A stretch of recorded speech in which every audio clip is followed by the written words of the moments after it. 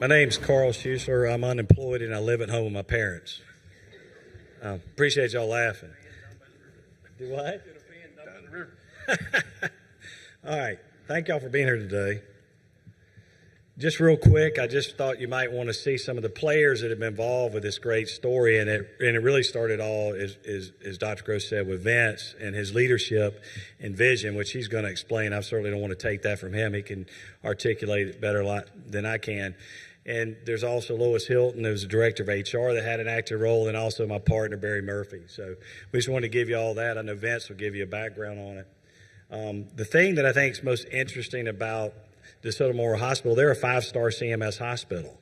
I don't think there are 19 of those in the state of Florida. I mean, they're a rare breed. So it's not only a small hospital, but a phenomenal hospital. So congrats for that. And then this story's been shared all over the country for years. And Dr. Gross asked us to come speak, and I'm like, why are we doing this again? And somebody said something, what, Hotel California or something like that? It's like the Eagles not playing Hotel California. I said, we can't give that presentation again. And I said, well, when the Eagles play, they want to hear Hotel California. So hopefully y'all agree with that. We'll see. So anyway, it's been featured a lot of places, and even from a deer stand in 35-degree weather. It was actually, Vince, the weekend of the Georgia-Florida game. I was headed over to watch Ole Miss play Auburn and watch Georgia win that game, which was a lot of fun. But anyway, I didn't see any deer that day. But anyway, that was supposed to be funny. This is a book. It's also appeared in this case study's been in this the Dave Chase book that was out, The CEOs That Restore the American Dream. And it just shows, you can find the book, and it shows the DeSoto Memorial case study. And again, on the leadership events of what's been achieved. And without further ado, I'm going to let Vince take over. Well, good afternoon, everyone. My name is Vince Sika. I'm the CEO at DeSoto Memorial Hospital. I'm a native Floridian. I grew up in Holly Hill, which is the mainland side of Daytona. My father was the only doctor in Holly Hill, and I grew up enjoying all the benefits of being in a small town. And I moved to Arcadia in 1994 and have been there ever since. You know, I like the small town atmosphere, and, you know, it's one of those odd things that my roommate in law school was from Arcadia, and we'd always talked about doing something together.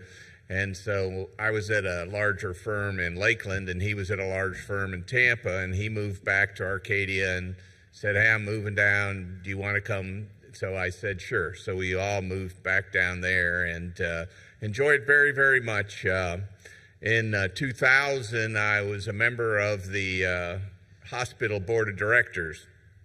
And from 2000 to 2006, we had 5 CEOs. And I was the guy that said, how hard can this job be? So the last one came in September of 06, and they said, well, Vince, why don't you put your money where your mouth is, and you try and run the hospital for a while, and we'll look for somebody else. Well, they're still looking, so I'm very happy, I'm getting ready to start my 19th year as CEO at DeSoto Memorial Hospital, and I've enjoyed every minute of it. I think basically, Carl and Dr. Gross, but, I think, our mission is to provide care for our citizens in our community. And I think also part of that is that we need to provide a really good place for our staff to work and provide the staff with the tools that they need, not necessarily physically, but, emotionally as well. And, if I had my druthers, I probably would have been a high school basketball coach, but I could never figure out how to make enough money doing that to satisfy my wife at the time. And so, I breached out in there. But basically, it's coaching. It's, taking a challenge and figuring out how to defeat the challenge. And so I've wanted to go through this where, we're a small 49-bed hospital. We're one of the 22, 23 rural hospitals in Florida. We're part of the Florida Hospital Association and the Rural Health Council. one of the things that we've been talking about was respect to direct primary care was how it impacts the hospital. And, we'll get through to that. But just for those of you that are involved in direct primary care, I'm going to deviate from my normal program that I was going to talk about to mention Change Healthcare. Has anybody heard about Change Healthcare and the fact that we've not been able to send in an electronic claim for any of the service we've provided since February 21st? That Change Healthcare, which is part of United, was hacked by some guy from parts unknown. And, I've learned more about the dark web and Black Cat than I ever wanted to learn. But, United paid $22 million to Black Cat that was supposed to distribute some funds, the appropriate amount of funds to the hacker, and the hacker was supposed to release this. And from what I'm told, it's like 10 million patient files and whatnot. But there's no honor among thieves, and the Black Hat took all the money, which was $22 million in Bitcoin, and then the hacker was upset because he didn't get what he thought he was supposed to get. So we still can't file claims. In Florida alone, that's $1.3 billion a day that people aren't being able to file claims throughout the hospitals. And, I appeared on, I attended several different statewide calls regarding Change Healthcare and what to do, and there really wasn't any good ideas. The only good idea was to see if we could get the payers to advance payments. But, with respect to the insurance companies, why would they want to advance any payments when people are still paying them premiums and they don't have to pay any claims? So, it's been 3 weeks, and, it's certainly, there's a reason they call it the revenue cycle and cash flow. And it's certainly, I know it's affected the physician practices as well and the pharmacy practices, but it's certainly affected hospitals in a very negative manner. So I'll get off my soapbox there. But, one of the things that we were looking for when we looked into direct primary care was, how to reduce our expenses with respect to our self-funded insurance plan. Right now, as you can see, Medicare is paying us 82 cents on the dollar. Medicaid for OB/GYN, or OB and maternity, is paying 35 cents on the dollar in Florida. Recently, there was legislation in Florida to increase that amount, but in 2018, when 99% of our OB patients were Medicaid, we had to discontinue delivering babies at a small rural hospital and coordinate things with another hospital in Port Charlotte. But the reason was we couldn't make ends meet. And it's, significant impact on the ability of the hospital to continue. The EMTALA with the medical screening exams, we've taken the position, especially in a small community, that, the investment in patients is providing the care to determine whether or not there's an emergency medical condition, and that we've taken the position that after we provide that, we're not going to send people away and tell them, well, you don't have an emergency medical condition, you need to go to your doctor, your primary care physician. We just didn't do it because, when I go to Walmart to buy stuff, people are going to stop me and tell me that they went to the emergency room and were turned away. And so we've taken the position that we're just going to provide the care. But certainly that's one of those unfunded mandates from the federal government. This latest trend, the rural emergency hospital, which was a federal change, it's something between a critical access hospital and a Salt Community Hospital, was just passed by, was just approved through the Florida legislature to establish this status. Basically, it's for smaller hospitals, but you have to give up all your inpatients. You can't have anybody for more than 24 hours in-house. You transfer everyone. So for us, it would defeat the purpose of what we're trying to do over the years, in that, we're a small independent hospital in a rural community that people looked at us as a Band-Aid station.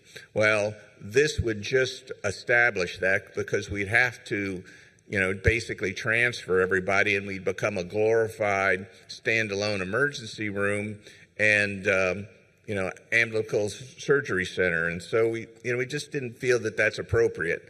And when you do the math, there's additional fees associated with this status. You get a monthly stipend plus, I think, 5% more from your Medicare. But when you did the math, you had to give up so much, it doesn't look good. I think there's one hospital in the South that's done this. There's several hospitals in Texas that has, but they're the really small hospitals that their average daily census was like 2 or 3. So it made sense for something of those nature. We're still recovering from COVID. The cost of nursing staff is, finally getting down. I'm sure all of you can agree that, that it escalated during COVID. Hospitals cannibalized themselves. The local hospital next to us was taking our people and with more money, and we were taking their people with more money, and they take their people back with more money, and vice versa, and et cetera, et cetera. And, it was a no-win deal, and, contract labor became ridiculous. We were paying, $125, $135 an hour for nurses, and it's not sustainable. So as we went through the process, we're working through the process of reestablishing and having our nurses, the people that care about the community. Carl did mention we were a 5-star hospital, but over the last couple of years, I will tell you that when the next one comes out, unfortunately, we've reverted back to a lower than we've ever been, was as a 3-star hospital. And I attributed a lot of that to our staff, and that the staff was a lot of contract labor, and they didn't have the investment in the community. So it was still difficult to transfer patients, just to coordinate getting people to the right level of care, whether it's because of space or because of the insurance products that people have. So we continue to hang on to patients longer than we really want to. And, the insurance companies don't care, because, they're only going to pay us X regardless if they're there 2 days or 4 days. So I put this in because it's an interesting story, and that back when I think I mentioned we were a self-funded employee plan, but back when Rick Scott was our governor, he appointed a hospital commission. They were non-healthcare people.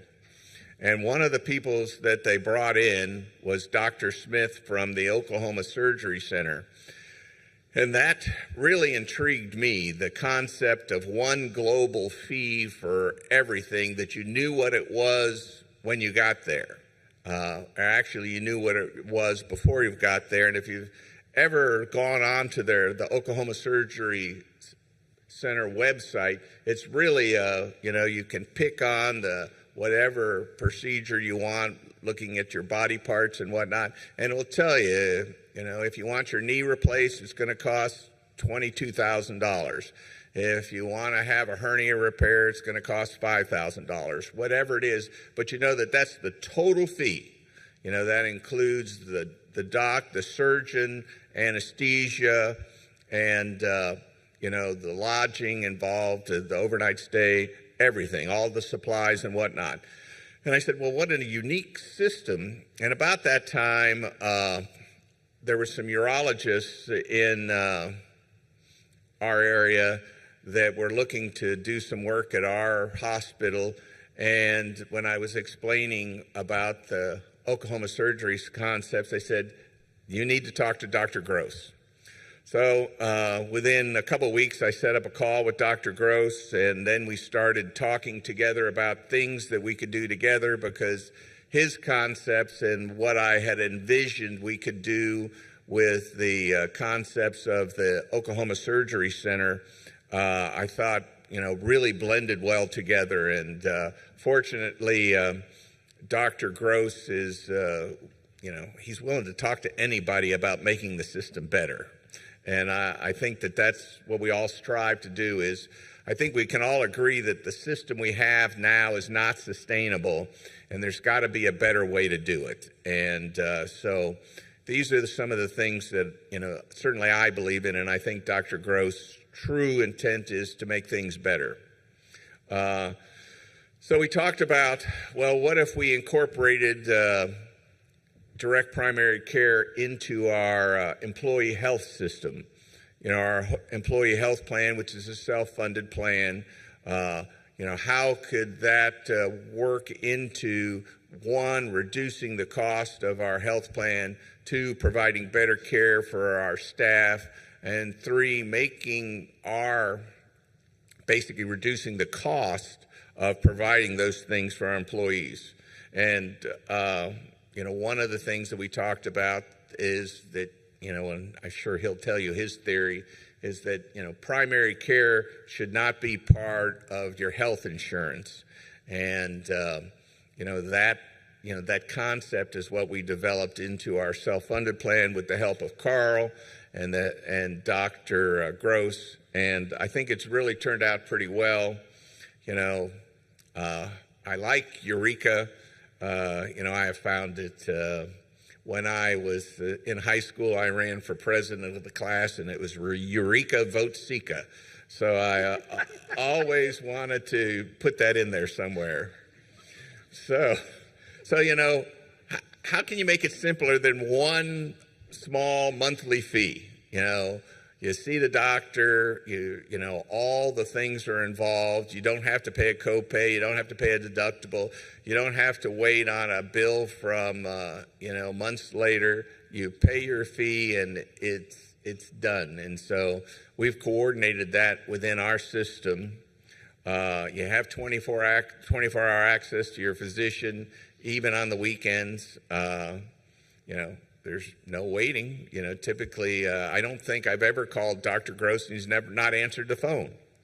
And the administrative burden is eliminated only because we need a little more record keeping. Does Dr. Gross provide some records for us? But the concept is, let's get rid of what this code is, and we're going to pay this, and was it authorized, was it not authorized?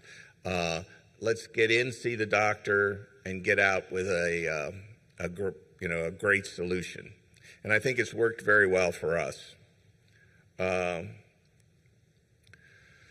So we offered DPC to the staff, and when you do your employee health plans and you have the day when you present everything to the employees, Dr. Gross came and explained DPC the first year. And 80% of our staff chose to take that as part of their health plan, which we liked the idea, and we made the fee, their monthly fee, less if you took the DPC plan. And it's, I think it's worked out very well for both Dr. Gross and the hospital itself. One of the things that it truly did was reduce absenteeism. And as you can imagine, with a small rural hospital, our staffing levels are, critical. And, if a nurse has to stay home because she missed a shift, creates a big problem all the way down the line, because it's very difficult sometimes to replace that staff on short notice. And we try and we strive to provide great care to all of our patients. So, I think that's one of the true benefits of having the DPC as part of our plan. They're very good about, part of the deal is you have to go to the doctor every year to get your annual physical and blood work. And, it's built into is it $80 a month now? 75? 89. It's $89 a month, excuse me. And so, but it's built into that. So, and they're very good about calling to say, hey, when are you coming in for your annual physical? So the future and what we've talked about for many years, since Carl and Dr. Gross both have been involved with DeSoto County, is providing a better way to provide health care to the community as a whole. And this is one of my true strategic goals, is to create a community health plan that I think will be better for everyone. Right now, as you can imagine, DeSoto County has about 35 full-time residents. In the winter, it's probably increases to 60,000, but our regular census is about 35,000. The school system is probably the biggest employer. The county is probably the next biggest employer. We have the state prison as well as a private prison, which is the Civil Commitment Center. And then we have several different agricultural companies. I will tell you right now, all of those are on a different plan, whether it's United or Blue Cross or Cigna. But what if, we could have everybody on the same plan? We could develop a community consortium of sorts that included direct primary care, that included providing the employers discounts for using the hospital, which is in your community. And technically speaking, we're all, at the same trough in terms of, the taxes that are come to the community and the expenses associated with providing school teachers and firemen and police officers. Those are, all from the same source. And if there was a way to continue to provide care through the hospital, that we could provide discounts to the different groups, that it would help all of us overall. It would keep us busier. We could provide it for less cost, and that, they would benefit in their budget as well. So I haven't given up hope on that. We keep working on it, and it's one of those things that we're going to continue working on to see if we can get people in the community to recognize that, as a group, there's safety in numbers, so to speak. The government plans aren't any answers. The fully insured health plans aren't answers to these questions, and we need to look for outside the box and look for people that are willing to do things differently. I think when Carl talks, you'll understand the things that he does, and Dr. Gross, his commitment to providing a better way to provide care for our people, it just makes sense. It truly makes sense. And Dr. Gross, are you going to tell the ear story? No. Okay. Go ahead. So I have to tell the ear story because I think this explains direct primary care. One of our employees' husbands is, an agriculture guy, and he's out in the field and day in and day out, and he's working, and he came to see Dr. Gross, and Dr. Gross said, "You got this thing on your ear, and you probably need to go and see a dermatologist, and because it doesn't look good." And the guy says, I don't have time to go to the dermatologist. And he says, why don't you just take it off? And, he's there. It's time. So Dr. Gross took it off. We sent it to, where it is, the pathology to have it. But, that guy's part of our plan. If he didn't have it done then, and that thing turns into a really bad type of cancer, then the cost to the plan would be significantly more. But the bottom line is the guy wouldn't have gone to the doctor for months and months and months until it was really bad, but for the fact that he was there as part of his normal visit with Dr. Gross, which was $89 for the month. Turned out to be melanoma. Yeah. Yeah. But it just makes perfect sense. And I just appreciate all that they've done for us in terms of making our staff is truly happy with the care that they have. Currently, we have a doctor that is in town that's really our doctor, Dr. Hubman, who's a wonderful young physician. And, Dr. Gross and Dr. Crouch have been amazing to work with. And they'll show you the numbers, but we really have saved a lot of money, which is the important part for me, so I can show the board, hey, this is working out, and we're providing really good care for our people, and we're saving some money while we do it. But thank you very much. I appreciate your time. I hope I didn't ramble too much.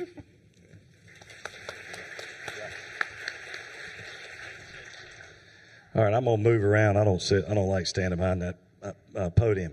So what I'm going to talk to is kind of the obstacles that we encountered. And, again, the truth is when Dr. Gross called me, he goes, Arcadia, Florida. I said, what is that?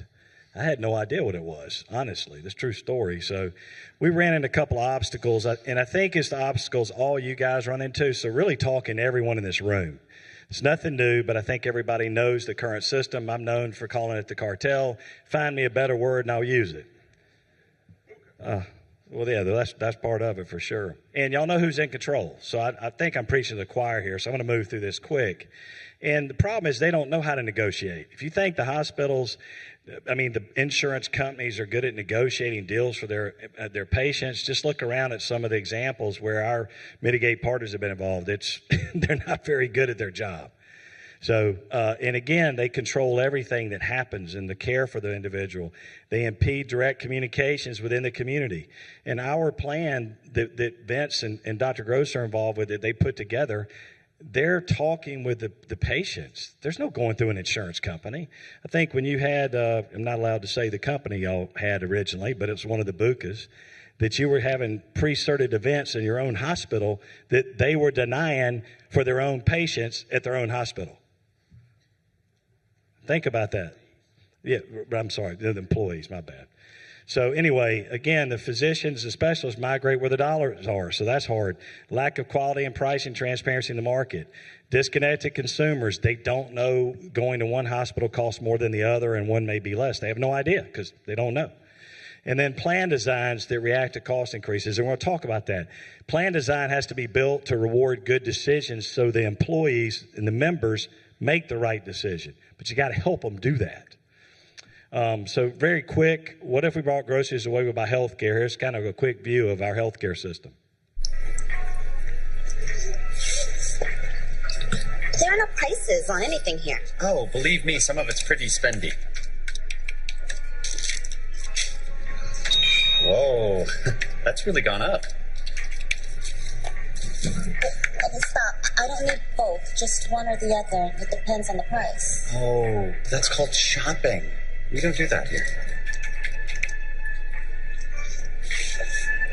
Thank you for coming in. Your bill? Your version will be mailed to you in 30 days. Good luck trying to make some sense of it. So you laugh.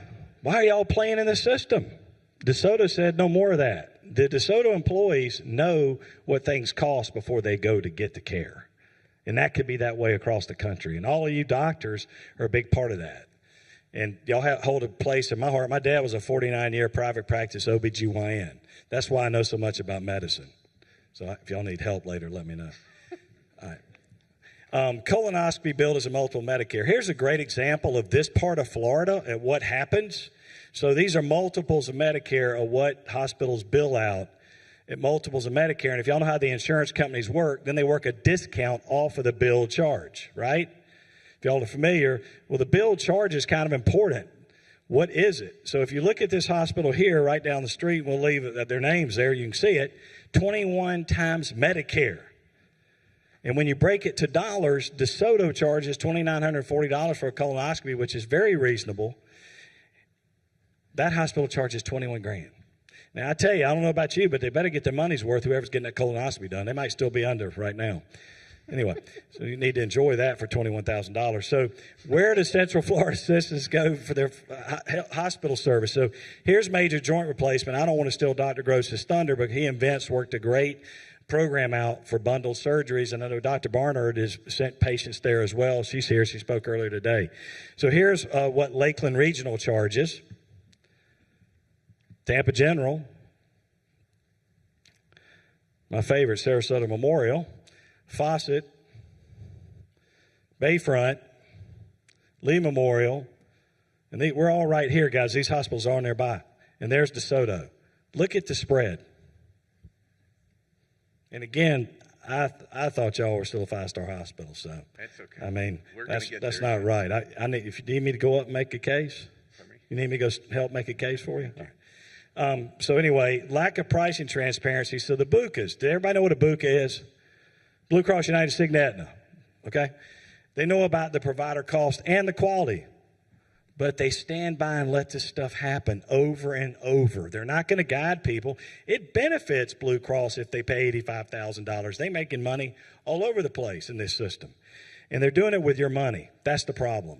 So solutions, we think that, this is what kind of motivate us to go down a different path. Buckminster Fuller, famous inventor. You got to build a new model that makes the existing one obsolete. I think we've done that pretty well with this great team here. So quickly, I'm going to show you kind of what goes on out there. So this is most of America. They have what we call a traditional passive health plan. It's what we call BUCA, and messed that up. It's called BUCA Insurer-Built Healthcare. So it's built by the insurance company. If you have United Healthcare is your third-party administrator and you use Optum as your PBM, you have an insurer-built plan. I don't care if you pick your deductible. You have an insurer-built plan. So we'll say it again. So that's really important. I'm trying to hold it down here. I'm not going to get too fired up today. All right. So trust me, it can get a lot worse than this. But anyway, so that's a passive health plan, okay? And that's what most people have. DeSoto had a passive health plan when we met them, when Dr. Gross brought us in. So what's better than that? And this is Dr. Gross's slide, but this is kind of healthcare simplified. How do you fix this? And I watched my dad deal with this all those years. He's telling me he's so frustrated at the end of the year people are trying to get surgeries done, and all the red tape with pre-certs and prior auths and all that stuff. So that's what Dr. Gross shared this slide years ago. It's a great slide. So no wonder there are problems. How do you win? Eliminate the middles. And that's what DeSoto did. They built their own plan. They deconstructed the health system and rebuilt it brick by brick. And the first bricks of the foundation of the house is not built on sand. It's built on solid foundation. It's value-based direct primary care. And then we added other bricks that are cost containment solutions to help bring the cost down of their plan. Y'all kind of get the gist. So these are the things that should be present in an insurer-built plan, but they're not because of all the misaligned incentives. And we call this employer-built health care. And it's an actively managed plan so that Vince and his team and Dr. Gross can actively manage it. Dr. Gross is the quarterback. He has everything to do, and Dr. Hubman and their whole team, Dr. Crouch, of where people get care. So that's what we call an employer-built actively managed plan. And we just didn't have a good term, so we called it fair cost. Now, real quick, to the member, I'm sure y'all are going, I'm sure Karen's out there going, that looks pretty confusing, Carl. How do you explain that to employees? Well, the employees don't need to know what's behind the sheetrock, the plumbing, the electrical. All they need to know is where the front door is. That's all they need to. One call, that's all. Now, no house is complete without a dog. So I had to do that for Vince. He's a gator. Thanks. And back to back, and we got ripped off last year. We should have been playing last year. All right. Thank you. Thank you. You knew I had to do that. I know. He had the upper hand before I knew him. Thankfully, I hadn't had to be on that side. All right, so new way forward. Build community-built healthcare. This is Arcadia-built healthcare.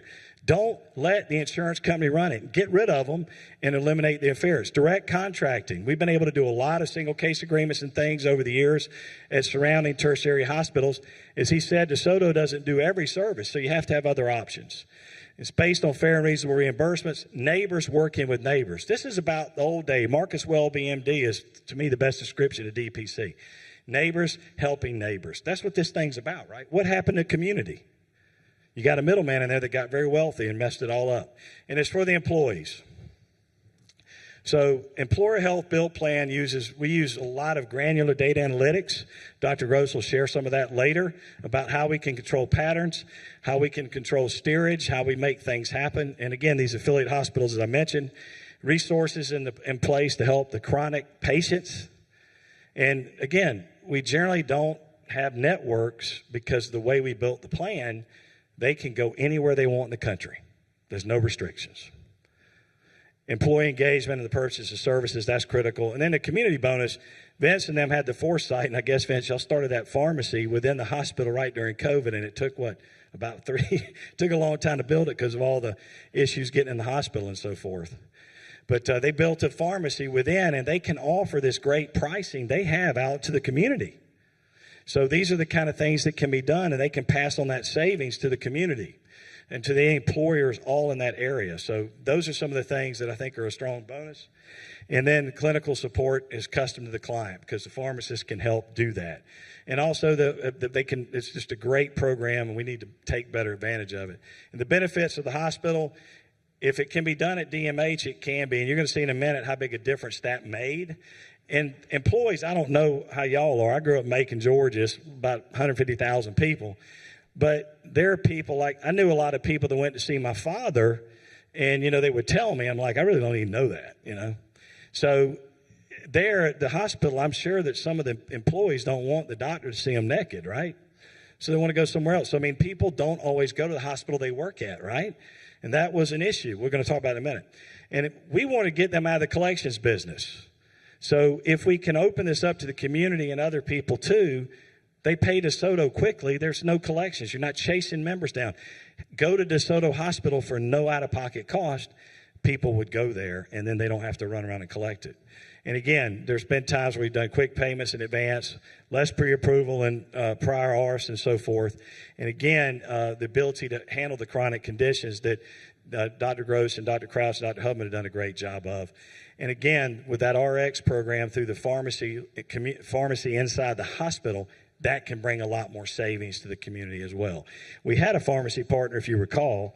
Do you want to see the strength of the cartel? Remember the pharmacy we were going to use right down the street? And it was CVS went in there and bought it and shut it down. Correct. They heard about what we were doing, and they shut it down. So if y'all don't think there's a cartel out there, don't even bother talking to me afterwards. All right. Benefits to the city and the county, lower trends in healthcare spending. That's what this whole thing's about. Spend the dollars local. Again, it's number 2 or 3 on a company's profit and loss statement. Why not make it an asset? Everyone else's health plan is a liability. Make it an asset. And again, the better coordination and so forth of it to keep it from spinning out of control. And this is my favorite. Why are you putting money on Wall Street when you can keep it on Main Street? Why are we not keeping the dollars in the community and rewarding the people that work there instead of sending it to Wall Street? Just take a look at the Fortune 500. The top 20, almost all the companies are middlemen that are just taking from all of us. So keep the money on Main Street. And tools to attract new companies to the community. With this program, Vince and them can help attract new employers because you got a very good hospital. All right, to the employees, no more out of network. It's very easy.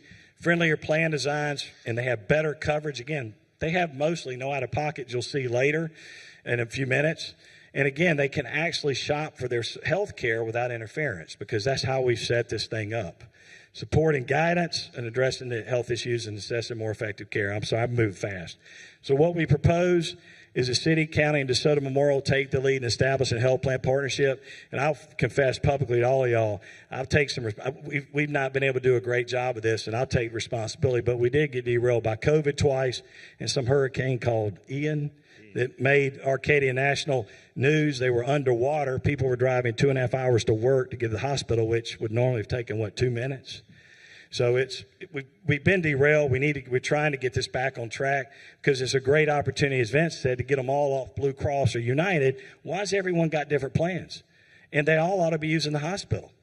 So again, once we do it, we can invite other employees to come in, and then we get this definition. I'll let y'all read it, but this is neighborhood health care. This is how health care used to be before managed care entered into the fray.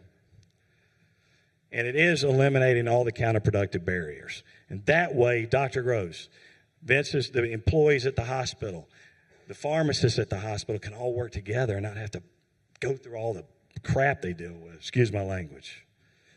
And this is just a quick summary. So this is the story about 157 employees, 49-bed hospital, as Vince said earlier. So we met them, again, 5-star, challenges, 4th poorest county in Florida. Second lowest family median income in Florida. Lost obstetrics in February of 2018. Members got to drive an hour for deliveries. Anyone in the community can't go to DeSoto anymore. Got taken away. Foreign medical spend. Anybody know what that is? I'm doing good. I'm going to get done early. All right. Anybody know? Come on. I give you a penny if you get it right. Anybody? All right. I'm not asking Dr. Shears. Okay. Foreign medical spend, I don't have a penny anyway. Foreign medical spend is how much of the health claim dollars are going away from DeSoto Memorial. Is everybody clear? So all the dollars that members were going out getting care was going away from DeSoto. So 80 cents of every dollar in their health plan was going elsewhere. That's pretty substantial. That was their spend on medical and drug spend when we met them. And this is what we saved them the first year in stop-loss premiums. We don't have time to go what stop-loss is, but hopefully y'all are a little familiar with it. And we ended up including the RX in the aggregate. That gets complicated. Weaponized the plan design by implementing DPC with Epiphany. That's Dr. Gross, Dr. Crouch, and Dr. Hubman. And then they hired their first full-time surgeon in county history from that savings. The foreign medical spend in 2019 went to 62%. 3 years later, it's 45%. That is huge. Because, see, their health plan, since they're a hospital, it's going in one pocket and out the other. But if somebody goes to Sarasota Memorial, they got to pay Sarasota Memorial. So that's a pretty big deal outside of cardiac events and deliveries where they have to go somewhere else. That's pretty impressive what they've done. So that was their plan spend the first year. They got the second ever rate decrease from the stop-loss carrier's history, and they saved $1.2 million or 54%. Y'all give Vince a round of applause and Dr. Gross. They did that. So you're going to get an extra 4 minutes. And you say I always cut you off. Make a cake.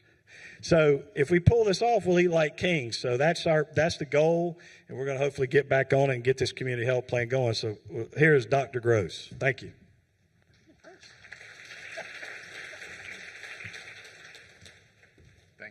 So kind of like when I tell my wife that we need to leave 20 minutes earlier than we're supposed to leave, I told Carl he had 5 minutes less than he had.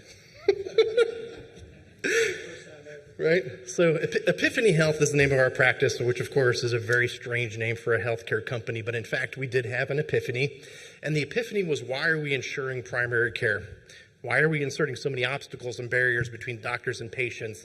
Filing a claim for every single time a doctor and patient communicate with one another, coding that claim, and then getting upset that that system is inefficient, cumbersome, and expensive and impersonal. So if you take everything that's in healthcare and put it in a box, and you're going to call that box insurance, and you're going to sell that at one price. So you're going to put in your affordable primary care services, you're going to put in your hospitalization stay, your end-of-life stay, this NICU stay. Everything, the access to healthcare becomes very expensive when it's all bundled together. But if you split out the primary care from all those cost drivers, in fact, the access to primary care becomes extremely affordable, as everybody in this room knows. And as I was talking in South Carolina to the vice president of Blue Cross there, they very clearly said that 85% of primary care dollars are not spent in primary care. So capitating is not the solution, but 85% of all health care dollars in the country are controlled by primary care. So expanding the availability and affordability of access to primary care is critical to improving the downstream spending. So what insurance does is it takes something that's very simple and makes it very complicated. So this is a Rube Goldberg toothbrushing machine. But as you all know, what direct primary care does is it strips out all of the complexities of this and just distills it down to the granular interaction directly between the doctor and the patient, which is, again, where the magic happens. So we charge $85, now $89, $89 a month for adults, $30 for first child, $15 for each additional child. So we don't have specific age cutoffs before the age of 65. Over 65, it's $100 a month. I show this because of the skyrocketing cost of healthcare. We're all here because of the skyrocketing cost of healthcare, right? We hear about it all the time. Insurance premiums are going up, up, up, up. This is what we've charged for memberships in the last decade. You can see we're not seeing a skyrocketing cost of healthcare. Our prices essentially for the people that signed up on the very first day that we opened 14 years ago are still paying the exact same price today. What we've done is, as we've already said, we sort of bundle everything in our office included in the membership fee, so we don't charge a fee for service for any procedures, in-office testing. So you can just kind of see regular charges to show that it's bundled in. But what we also did was we had a problem is the second we flipped the switch on this practice, we had uninsured patients coming to our practice from all over the state of Florida. And we had a problem where we needed access to affordable labs, affordable imaging services, affordable surgical services, affordable specialty services. It forced us to create a cash-based network of transparent priced services within our community. So we reached out to physical therapists and got cash prices. We reached out to imaging centers and said, hey, if you have open slots for your MRI and we sent a cash paying patient over, what could you sell us that slot for if you could get paid cash at the time of service? You didn't need to get that money clawed back, no prior authorizations, didn't take you 6 months to get paid, and you didn't have to worry about how it was coded. Well, we were seeing massive discounts. Our MRI costs are $275 right now. 14 years ago, that cost was about $225. So again, skyrocketing cost of healthcare. We're not seeing that in imaging services. Our CT scan costs $175, about the same price, fixed almost over a decade. Our laboratory services cost. We reached out to the laboratory. Quest Diagnostics happens to be our lab right now. And same question. If we submitted the order and collected the money from the patient up front when we gave them the order, and you didn't have to have a team billing and coding and worried about how the codes matched up with the labs and then send it and apply towards their deductibles and clawbacks and get and EOBs and holy cow, what could you sell the labs for? They were giving us 95% discounts on the labs because if you ask the lab, what is the most expensive thing you do?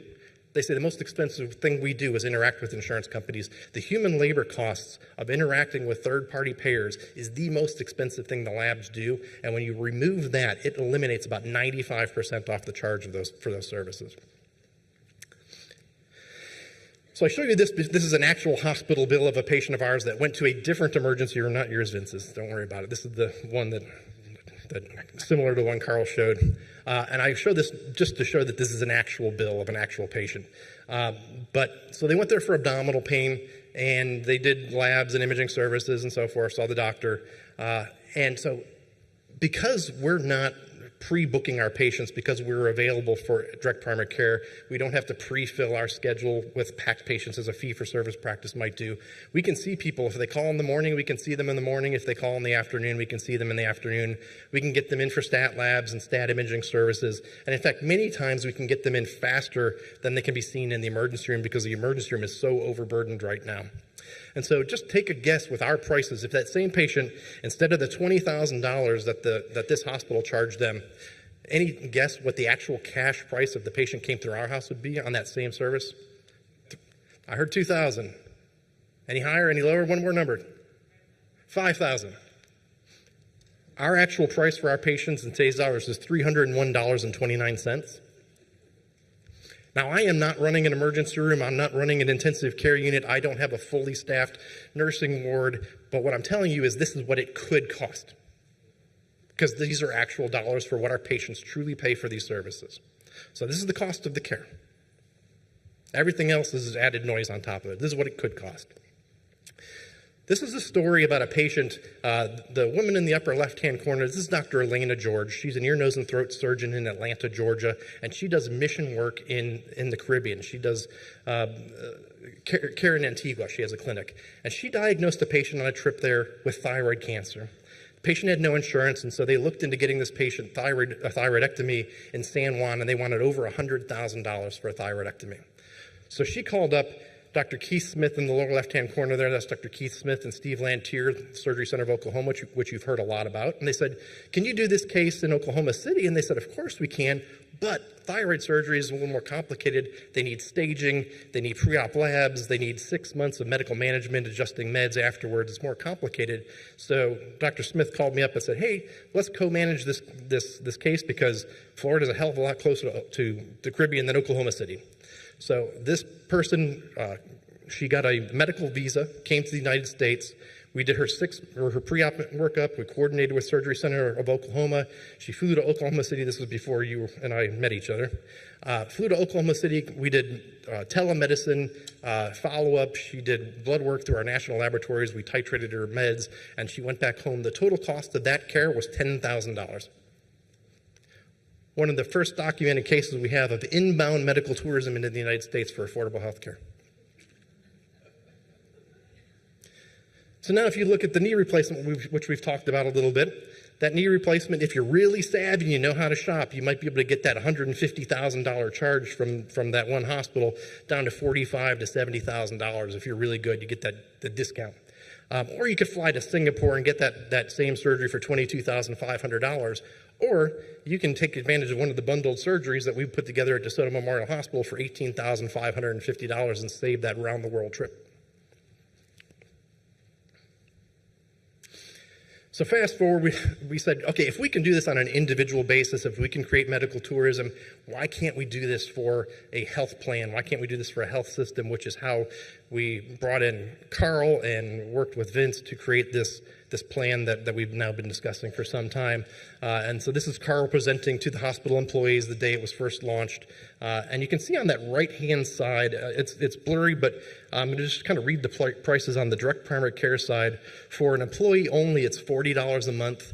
I'm sorry, $40 per pay period, so that'd be $80 a month. And for a family, it's $175 per pay period. That was 5 years ago? 5 years ago? 2019, January 1 of 19 when it took. Okay, so 5 years ago. That price is exactly the same today. Hasn't budged one penny.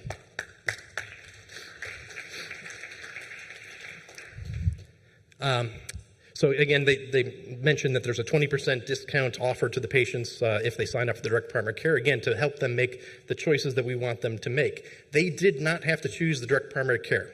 They could stay with their doctor, they could go with whomever they had been seeing, pay standard copays, standard deductibles. They were not forced to see the company doctor. Go wherever you want. But if you go here, we're going to give you a 20% discount on your premiums, and your access is free. The hospital will pay for your direct primary care membership for them. So that $40 a month included, for the employees, my $89 a month direct primary care membership. So the hospital's subsidizing their cost and providing the wraparound coverage as well for the prescriptions and so forth. So fast forward, here we are now. So we have a pre and a post. So this hospital was self-insured before we met them. Okay, self-insured to self-insured, self-insured with a commercial third-party administrator managing the claims to self-insured with an independent third-party administrator managing the claim. And then within that group, they have a choice between the direct primary care and the non-direct primary care. So we have a before and an after, and we have an internal control group, self-selected, not randomized, self-selected, that they could choose either side. And now we get to compare the before and after and how the cookies crumbled. So what we did, just in 2021, the amount paid by the entire plan for the direct primary care was $440 compared to $860. It was 46% cheaper in the direct primary care side. The total amount spent by the health plan.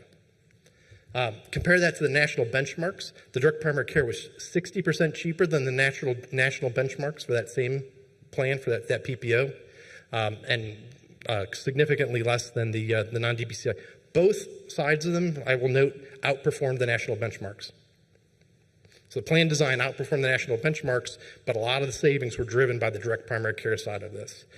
If we look 3 years later, well, total 3-year average. So anybody can have a good year, right? Cherry pick the one good year. Let's look at a 3-year total, 3-year span.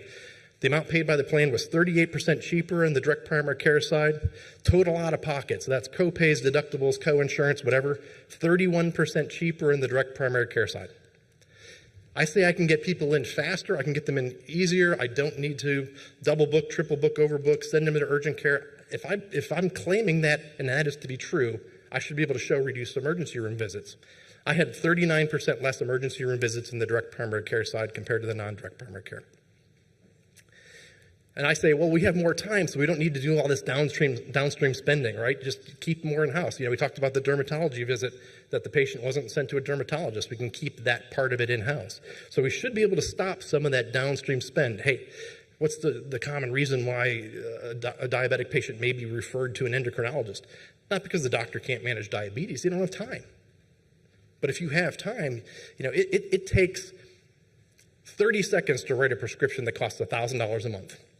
It takes 30 minutes to not write a prescription that costs $1,000 a month, and several follow-up visits after to reinforce, okay? So again, we had almost a 20% reduction in specialty spending in the direct primary care side. So you say, well, that's great. You guys just cherry picked the healthy people, right? You know, the sick people went with other doctors, but you got the easy people. That's why you were cheaper. We had 21% more chronic disease in the direct primary care group because we're coding it. We're submitting codes to Carl. Oh, son of a gun. Yeah, we submitted $0 claims so we could track our data. And that was driven by metabolic diseases, it was driven by cancer, it was driven by cardiac disease. So these are just not simple things. These are expensive things that drive costs downstream. They were gravitating towards our direct primary care practice. So these were sicker patients with complex diseases that were choosing our practice, and we were cheaper. Hey, Dr. Gross, do you remember when we were there that October 1st, 2018, from 1 o'clock till 6 at night? Vince, you were there, 5-hour meeting, building the health plan together with other components, other bricks. And I told Dr. Gross, we showed some of the numbers with the population, the unhealthiness of some of the population. I said, and it came to me like after the plan went live, he said, man, there are some people that have a lot of a lot of health conditions here. I said, well, you're not sitting there on October the 1st, because he didn't know whether he could trust me or not at that point. So if you look at what it costs us to manage these in the direct primary care compared to the standard national benchmarks with patients with the same diagnoses, we manage diabetes for 82% less than the national benchmarks, cardiac disorders for 50% less than infections, 86% cheaper. That's relevant because a lot of this stuff was during COVID. Okay, if you're managing one of the most widespread infectious diseases the globe has seen in a century, it's probably important that you're managing it for 86% less. Dermatology, 84% less. We do most of our dermatology in-house. We don't refer a lot of simple stuff out. I normally don't like to biopsy a pigmented lesion on somebody's ear. That is not what I typically choose to do. I did it for this one particular person because I knew they weren't going to do it if I didn't. And he was just there for a cold, so he was there for a physical. So fast forward again, we talked about the foreign versus domestic spend. The foreign versus domestic spend. On the direct primary care side, the domestic spend, 85% of the money was spent by the hospital to the hospital, compared to the non-DPC group where it was 50-50.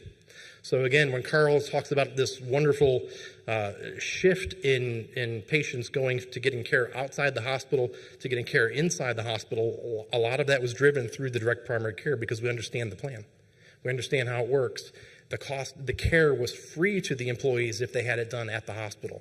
They could go wherever they wanted to. So they didn't say, well, you can just go to this one rural 49-bed hospital and you can't go anywhere else and your plan sucks because you just can go here. They can go to Shands, they can go to MD Anderson, they can go to Cleveland Clinic. There are standard copays and deductibles with those things. If they went to DeSoto Memorial Hospital, it was free. We gave them incentives to make choices that we wanted them to make. But we didn't put up obstacles. So during that same time in 2020, this is kind of the pandemic is just getting rolling, and the whole world went mad, and everything shut down. And all the medical practices shut down. And 2% of primary care practices shuttered their doors.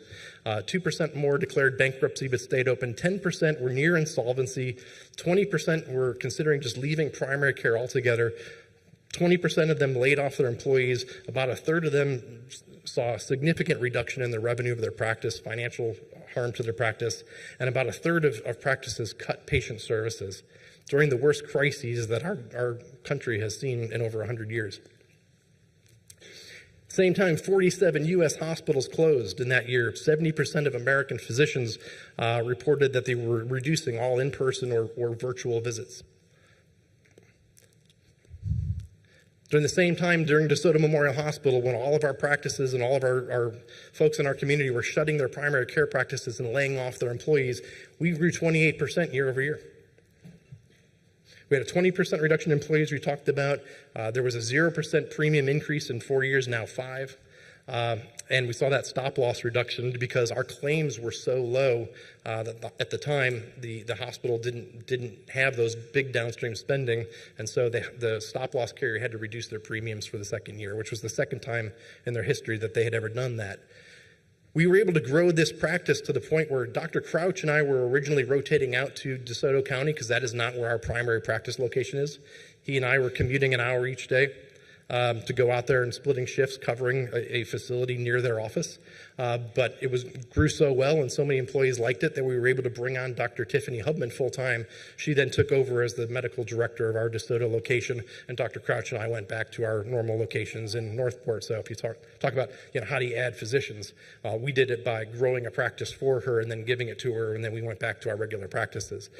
Still kind of struggling to grow. It's a tough community to grow in, but at 300 patients, she's sustaining her practice. And so if you were to try to put a primary care practice and pop it up in a rural setting, you would, in a fee-for-service model, you'd need 3,000 patients, and you'd need tremendous support staff.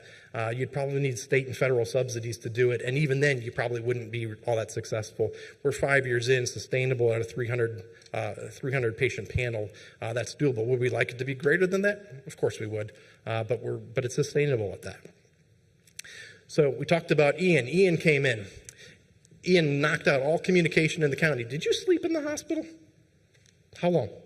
Couple days. Slept in the hospital for a couple days. So all the roads in and out of the community were cut off. The hospital staff stayed in the hospital.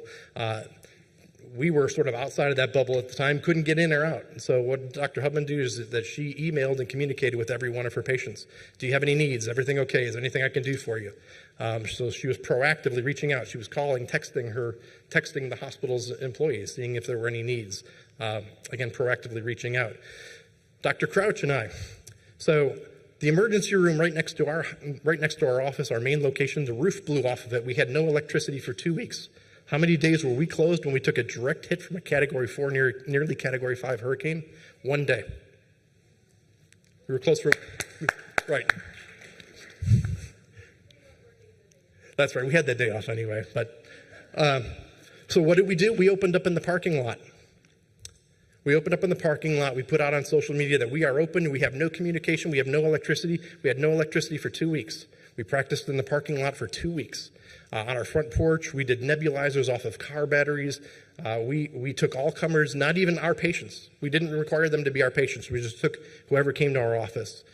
Sutures, whatever. We didn't care. So we became the emergency room for the hospital. So while all the other practices, even the emergency room was closed down, in that first 72 hours after a natural disaster, you are on your own. I don't care how many resources are deployed to help your community. In the first 72 hours, the cavalry's coming, but they're not there. You are on your own.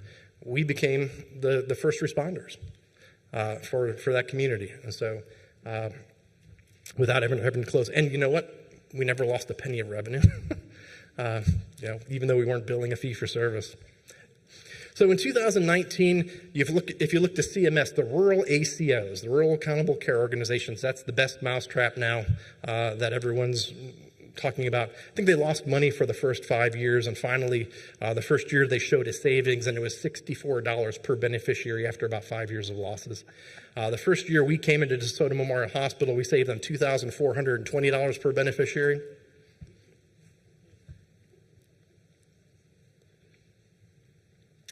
When we first started with DeSoto Memorial Hospital, their expense per employee per year was $13,852.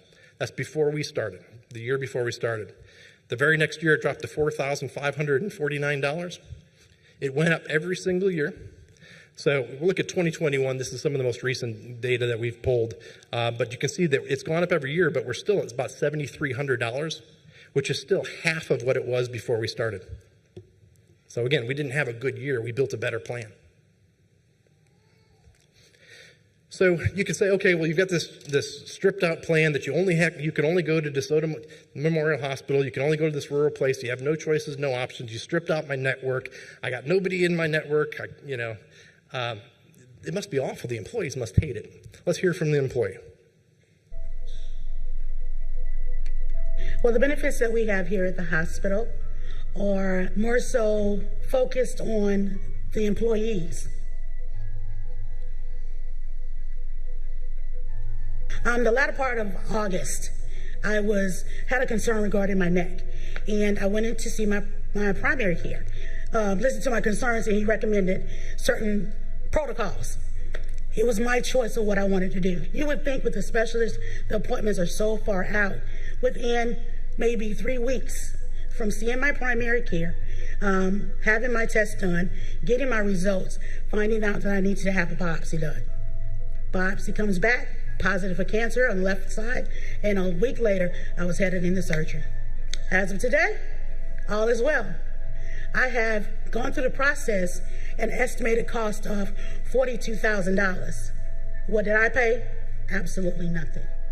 So before, I was paying all that money on my premium, and I never used the plan because I was reluctant, because of, okay, I have this copay, I'm gonna have this deductible. We don't have those issues. Every concern I've had since day one of this plan, I have addressed and have taken care of this year.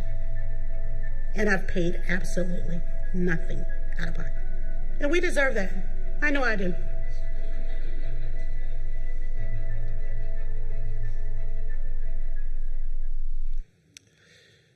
So we did get a little bit of a late start, so we were actually up against the stop here. But let's go ahead and take 5 minutes for Q&A.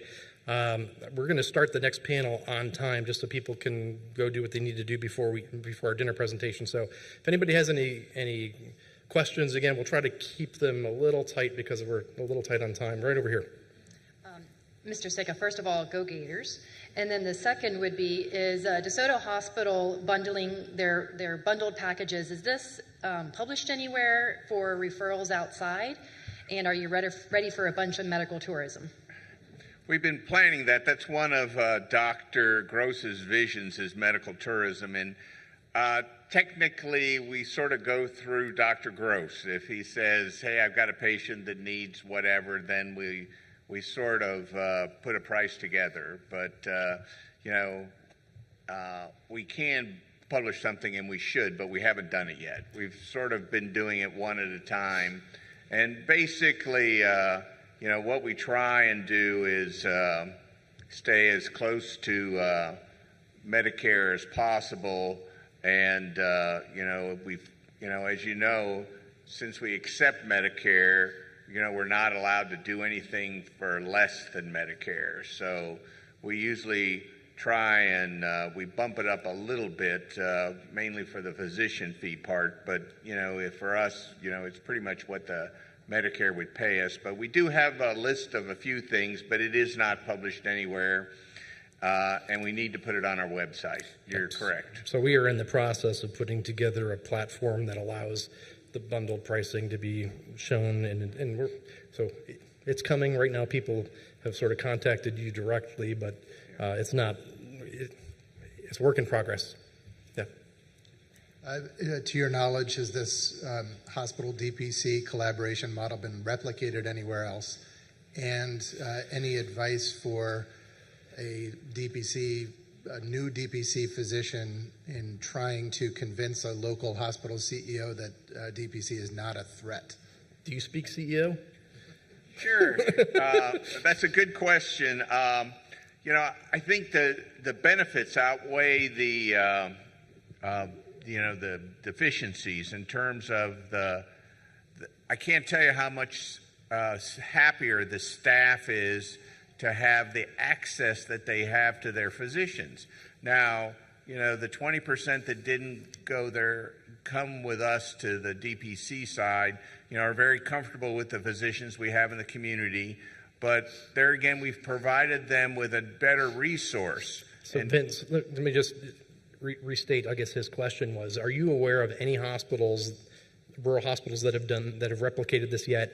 No. And do you have any suggestions on what sort of things you could say to the you before you had your epiphany to sort of get them to see the light on something like this? So he's up in Cape Cod, and I think the key is providing the information that shows that it helps the staff. Two, I think it helps the community, and it actually increases. In my opinion, it increases your revenue because of the fact that people understand. They don't hesitate to go to the doctor because they know what it's going to cost, as opposed to, well, I don't know what it's going to cost me, so I don't go. And so I think it creates a healthier situation. Well, also, and I don't know if Carl wants to mention that, Carl's also has a part of his program is the MAP program. And, Nurse that's an navigation. integral piece of what happens. And if you don't, let me jump in there and you finish it up, Carl. But we have this medical advocacy program for our staff. And so, for instance, if it's some procedure that, you need a heart cath or you need a valve replacement, those are things obviously that we don't do. But part of our plan is you have to call the medical advocacy program. They're going to sort of be the secret shopper and go around and check with the different physicians and hospitals in the area that provide that service, and basically come back and to the patient to say, okay, I know that your primary care told you to go see Dr. Jones, but Dr. Jones has only done about 50 of these, and his success rate is X. But however, we've got Dr. Smith over here who's done 5,000 of these things, and his success rate is 99%, and it's going to cost you $10,000 less to go over here. Well, people understand that part of when they go out of the process that their percentage of a smaller number is a smaller number, and plus we do provide that care, that secret shopper care, to let them know, the quality of care here versus the quality of care there. And I think that, that's, really helps our staff. Carl, anything to add on that question about the rural? Yeah, I think you've got Dr. Gross's team that helps with, navigation as well, on top of having the nurse navigation service but one thing that we did that was interesting, and Vince and his team agreed that if they had a pre-certed or elective procedure, they're required to call or they would get penalized $1,000. So DeSoto, when they paid the claim, would pay $1,000 less of the total claim. That pretty much got folks' attention, and the phone rang off the hook for about 3 months straight. Hey, this is Dr. Gross. I need to go see a new endocrinologist. I don't have a penalty, do I? And well, no, it's not a pre-certed procedure. So we got them calling, which was a great thing. The other thing I want to say that I don't think anyone, as I joke and say, I think everybody had a major whiff in this room here. This is a hospital that's offering DPC. Hospitals own doctors. I think that's something that everyone kind of misses. I want you to think about that for a minute. I know that's why you asked the question, but really? Yeah, and I will have to say that you took a political, put your neck on the line, because you do have primary care doctors that you've had long-time relationships with in your community, and you contracted with us. Correct. And the other folks are referring patients to your hospital, and you need them to continue to do that. That was a risky and obviously took a lot of political capital for you to pull that off, so kudos to you. Thank you. And I have been contacted by various rural hospitals from around the country. So again, I think it's just a matter of time before we replicate this in other. We've talked with hospitals in Utah and Missouri and in various other states. So my question was, when this started, DeSoto was a community hospital or part of a system? No, we're an independent community hospital. Yes, sir. Taxpayer funded? Well, we get half penny sales tax. Half penny sales tax, so community funded. Okay. Because when I started in Western North Carolina, all the communities were independently owned. Of course, HCA's bought everything. And so there's no way to reclaim once it's part of HCA, right? We're fighting too big a battle.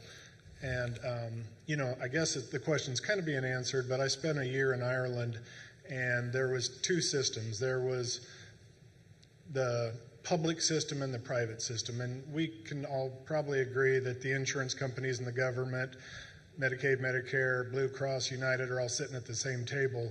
We're trying to find a new table. And, in Ireland, hospitals were set up by private payers. And I guess for Vince, is there any chance that we could have hospitals that never took Medicare, never took Medicaid?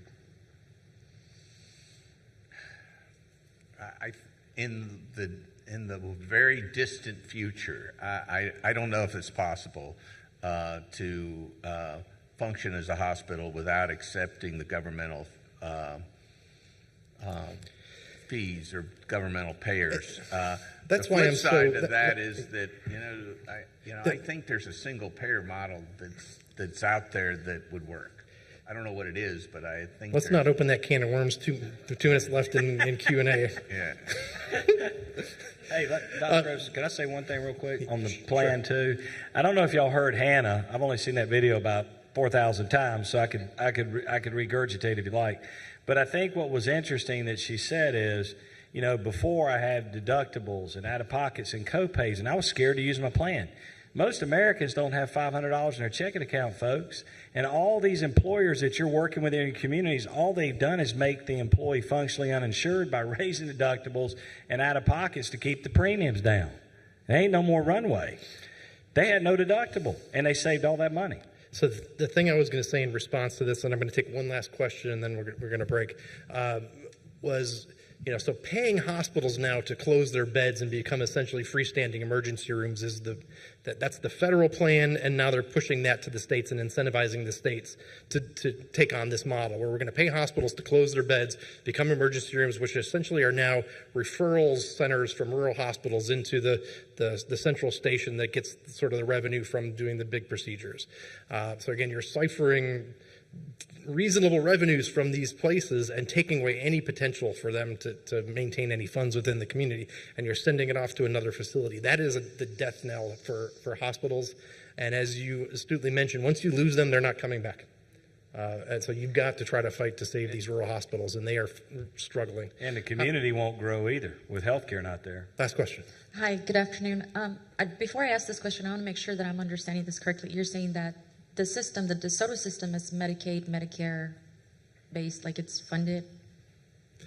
DeSoto is a regular hospital for their service to the community that accepts Medicaid, accepts Medicare, accepts commercial insurance for the community.